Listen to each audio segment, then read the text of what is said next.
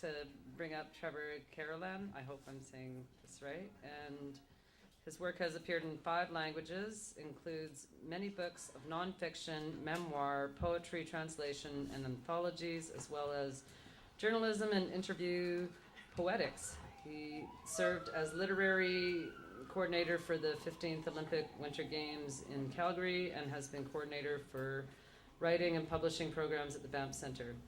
Worked as a media advocate on behalf of Aboriginal land claims and Pacific Coast watershed issues. Wow, and it just keeps going on and on. Anyway, let's bring up Trevor Carolan.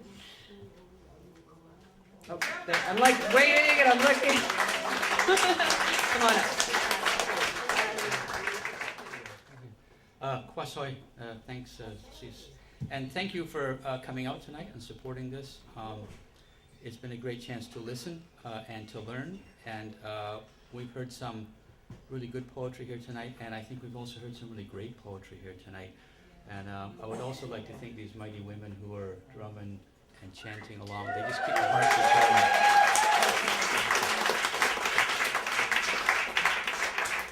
So HKCM, well, everybody who's put it on, just thanks in Halkamelum. I'm not First Nations, but I guess my great uncle married into the Blackfeet back in 1919, and that's getting pretty close to 100 years ago.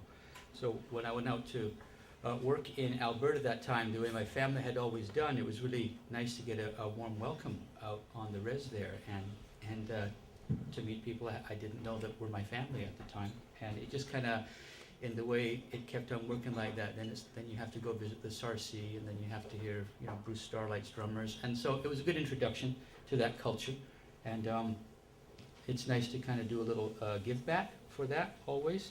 The poems I'm going to be working on, it's a little series of 3 poems, a suite of 3 poems, and the element I'm working with is wood, and wood is always, of course, closely associated with water, and so that is an interesting situation, like mountain over water, like Shan Sui as well. And I work out in the Fraser Valley, live in Deep Cove, and we're always beneath Komokul Shan, the big Mount Baker peak out there that Lee Miracle says gives us the story of the breast, the great mother around here. And I think that's the better story I've ever heard than what the professors tell us that mountain means. I'm going with Lee and the Tsleil-Waututh and the Stolo out there who seem to know for 10,000 years. So the themes in these couple of poems are compassion and ordinary life. And I'm Irish, and in Gaelic we say that's the shield. It means going with the order of things, going with the order of the world. So that's pretty close to Taoism that some of the early people, I think Larissa Lai was talking about that a little earlier this evening. So that's kind of where we're headed. And I'm going to read these 2 poems. 2 of them, the first and the third, are in memoriam. They're about local spirits who passed away. One of them was Rocket Ron Burnett, who sang around this town for a long time. And then the middle one is just a little celebration of birds. I've just come back from a long journey in the South Pacific, and my wife always said when we were camping when we were kids that it'd take Dad about a week to kind of decompress, but you knew he was finally starting to get relaxed when he was getting the binoculars out and starting to look at the birds. And I was just down doing some work on a research journey, and I noticed about 8 or 9 days into it, one morning I saw a beautiful red parula bird. I'd never seen one before, and I had to get the bird book out, and I got the binocs out, and I was getting up early next morning, really early after the rain, and I thought, it's finally hit. All the work's over. I'm finally looking at the birds. So the birds keep bringing the messages. This first one's called When Maggie Went to Heaven. And there's a line in here from the Green Tara mantra from Tibetan, from the Himalayas. You'll hear it. After that last stormy night, the birds were silent all morning, but the goddess kept breathing like a sigh through honeysuckle, tamarick, through the rainbush, chanting, Om tare tu re soha oh. In a dream, Maggie said goodbye from down under. Packen said, Brother, the Buddha warns against becoming attached to our own views. Be mindful. in the bardo of release and liberation, our mind needs an object. So just breathe now in your passing, Dharma sister. Follow the hand, the knock of chisel on Queensland stone. This morning, by the bay, deep cove, a red-shafted northern flicker, raucous, mate crying, flew clear from shore edge to towering hemlocks, defying open space where the big hawks roam. Then suddenly he saw the figs were ripe again, drenched in rain. Namaskar, Dharma sister. Om Tare Ture, Tutare Ture Soha Ah Om.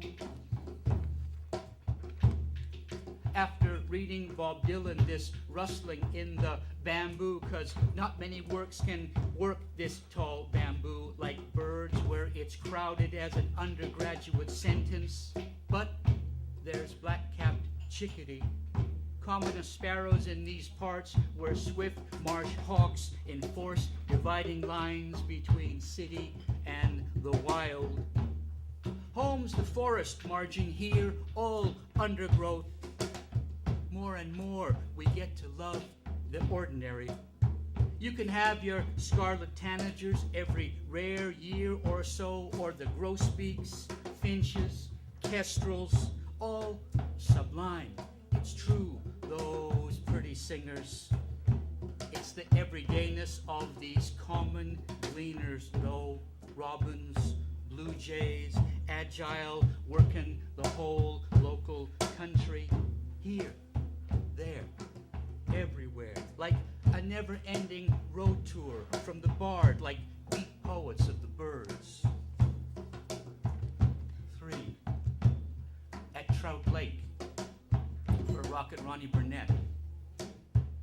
Everybody gets along here at Trout Lake.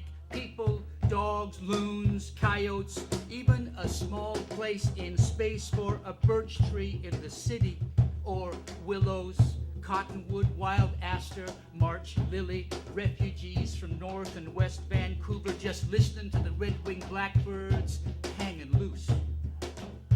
At the coffee joint down the road, Daniela sings in Bulgarian. Franklin picks a truck-driving tune on late-day guitar.